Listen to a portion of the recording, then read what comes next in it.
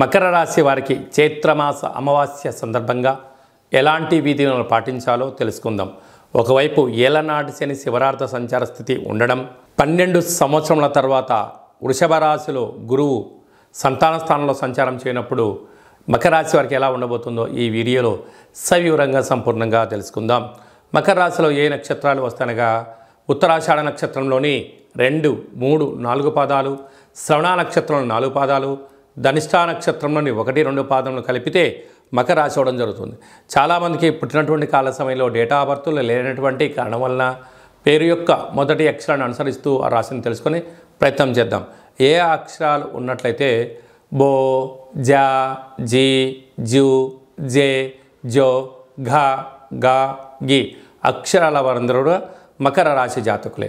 మకర రాశి యొక్క అధిపతి శని భగవానుడు. వీరికి ఏలనాటి శని శివరార్థ సంచార స్థితి ఉండడం ఒక రకమైనటువంటి పరిస్థితిగా భావించగలగాలి. కనుక మకర రాశి జాతకులు అనగానే జలరాశి అవడం వలన నీటి వ్యాపారాలు, హోటల్ వృత్తులు, అలాగనే మెడిసిన్, ఔషధాలు, అదే కాకుండా మొక్కలు, చేపలు, రొయ్యలు, ఆహార ఉత్పత్తులు, కూరగాయలు ఎక్స్పోర్ట్స్ అండ్ ఇంపోర్ట్ చేసేటువంటి వారందరూ, అదే కాకుండా ఎక్కువ శాతంగా వీళ్ళు డాక్టర్ వృత్తిని ఎంచుకోవడము, కార్పొరేట్ ప్రపంచాన్ని శాసించే వాళ్ళు ఎవరయ్యా అంటే ఈ యొక్క మకర రాశి జాతకులే. ఎందుకనగా రాశాధిపతి శని అవ్వడం వలన యంత్రాలు, ఆయుధాలు, కొరముట్లు, గనులు, అలాగనే మైనింగ్స్, రోడ్లు, భవనాలు, గృహ నిర్మాణ కార్యక్రమాలు చేసే వారికి కూడా చాలా అరుదైనగా, అంటే వీళ్ళు ఏమిటయ్యా అంటే అనుభవించడానికే పుట్టేవారు ఎవరయ్యా అంటే మకర రాశి జాతకులే. ఎందుకనగా కళవు వెంకట నాయక అన్నట్టుగా వెంకటేశ్వర స్వామి వారి యొక్క జన్మ నక్షత్రం కూడా శ్రవణ నక్షత్రము. అది మకర రాశిలో ఉండడం వలన భోగ పురుషుడు ఎలా ఉంటాడో, ఇంట్లో ఒక్క మకర రాశి జాతకులు ఉంటే ఇంట్లో వాళ్ళందరూ కష్టపడుతూ ఉంటే వారు దాన్ని ఆస్వాదిస్తూ అనుభవిస్తూ మళ్ళీ వారే వీళ్ళకి సలహాలు సూచనలు ఇచ్చే పరిస్థితి ఉంటుంది. కనుక వీరంతా అదృష్టవంతులు ఎవరు లేరు అని చెప్పి గమనించగలగాలి.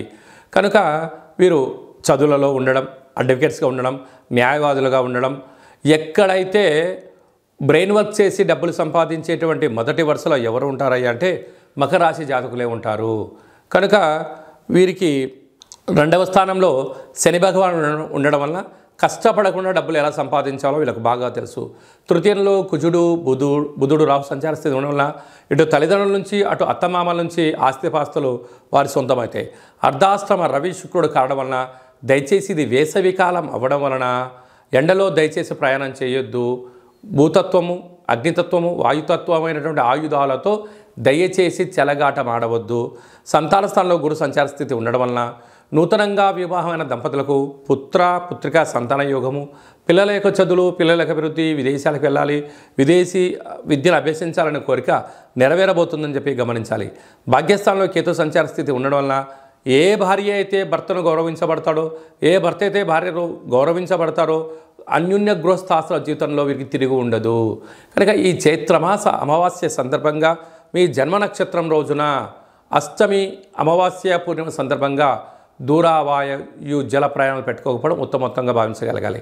కనుక వీరు ఈ కాళభైరవ స్వామి వారికి పాయసాన్నంతో కూడుకున్నటువంటి అంటే చక్కెర పొంగలిని నైవేద్యంగా ఏర్పాటు చేసి కాళభైరవ భక్తులకి ప్రసాదం దానం చేయడం వలన కర్మ విమోచనమయ్యి వారు ఏదైతే అనుకుంటారో దాన్ని విజయం సాధించడం అవుతుందని చెప్పి గమనించాలి. మే నెలలో ముఖ్యమైనటువంటి పండుగల గురించి క్లుప్తంగా తెలుసుకుందాం. 1వ తారీఖు నుండి 12వ తారీఖు వరకు నర్మదా నది పుష్కరాలు. ఈ నర్మదా నది ఎక్కడ పుడుతుంది అంటే మధ్యప్రదేశ్లోని అమర్కంఠ్ అనే ప్రాంతంలో జన్మించి ఓంకార క్షేత్రం మీదుగా ప్రవహిస్తూ అంతర్ధానమైపోయే పరిస్థితి ఉంటుంది. అనేక నదులలో కలిసే పరిస్థితి ఉంటుంది. కనుక వీలైతే మనం అమర్కంఠ్ వెళ్ళడం, లేదు ఓంకార క్షేత్రం వెళ్ళి అక్కడ స్నానం చేసి గతించిన పెద్దవారికి పిండ ప్రదానాలు చేయడం వలన మనకంతా మంచి కలుగుతుంది. పెద్దవారి యొక్క ఆశీస్సులు, గతించిన వారి యొక్క ఆశీస్సులు మనకు శ్రీరామ రక్ష అని చెప్పి గమనించాలి. వెళ్ళగలిగితే పుష్కర స్నానం చేయడము చాలా మంచిది. మనిషి జీవితంలో కింద 16 పండ్లు పైన 16 పండ్లు ఎలా ఉంటాయో షోడశ అంటారు. అంటే 16 పుష్కర స్నానాలు చేయగలిగితే ఆ వ్యక్తికి పరిపూర్ణ జీవితము అనేటువంటి ఉంటుంది. 32 పుష్కర స్నానాలు చేయగలిగితే ఆ వ్యక్తికి ధర్మాత్ముడు, గుణవంతుడు, ఆయుష్యవంతుడు, ఆరోగ్యవంతుడు అవుతాడని చెప్పి మనకు వేదం చెప్తుంది. అదే కాకుండా దశదానాలు చేయడం యోగదాయకం. కనుక మనమందరం వెళ్ళి పుష్కర స్నానం చేసి దేవగురు బృహస్పతి యొక్క ఆశీస్సులు పొందుతాం. ఈ యొక్క నదికి మళ్ళీ తిరిగి 12 సంవత్సరాల తర్వాతనే మళ్ళీ పుష్కరాలు వస్తాయి. కనుక ప్రస్తుత కాలమానంలో మనం ఉన్నాం కనుక మనమందరం వెళ్దాం, నర్మదా నది పుష్కరాలలో స్నానం చేద్దాం, భగవంతుడి యొక్క ఆశీస్సులు పొందుదాం. అలాగనే వెళ్ళలేనటువంటి వాళ్ళు ఎవరైనా ఉన్నట్లయితే మీ యొక్క గోత్రనామాలు, మీ పేర్లు వాట్సాప్ ద్వారా పంపించగలిగినట్లయితే, గతించిన వారి యొక్క తిథిని అది పంపించగలిగినట్లయితే నర్మదా నదిలో పిండ ప్రదానాలు, పుష్కర స్నానాలు, అలాగనే కాళభైరవ హోమ కార్యక్రమాలు అక్కడ చేయడం జరుగుతున్నాయి. కనుక మీకు ఆ నర్మదా నది నుంచే వాట్సాప్ ద్వారా ప్రత్యక్ష ప్రసారాన్ని చేయించి చూపించి ప్రసాదంగా మీకు ఆ నర్మదా పుష్కర జలాన్ని మీకు అందజేయడం జరుగుతుంది. ఆసక్తి గలవారు ఈ కిందనే మనం సంప్రదించి పుష్కర స్నానానికి సంబంధించినటువంటి వివరాలు తెలుసుకొని మనము పుష్కర స్నానాన్ని ఆచరింపచేద్దాం, ధర్మాన్ని కాపాడుకుందాం, భగవంతుడి యొక్క ఆశీస్సులు పొందుదాం. ఇంకనూ మనం విజయం సాధించగలగాలి అన్నట్లయితే ఈ యొక్క పాత్ర కంచు పాత్ర అంటారు. ఈ యొక్క పాత్రలో 12 రాసులు అచ్చు వేయడం జరుగుతుంది. ఈ యొక్క పాత్ర యొక్క విశిష్టత ఏమిటనగా స్వర్ణాకర్షణ కాళభైరవ అక్షయ పాత్ర అంటారు. అక్షయము అనగా నశించబడినటువంటిది. ఒక్కసారి చూద్దాం.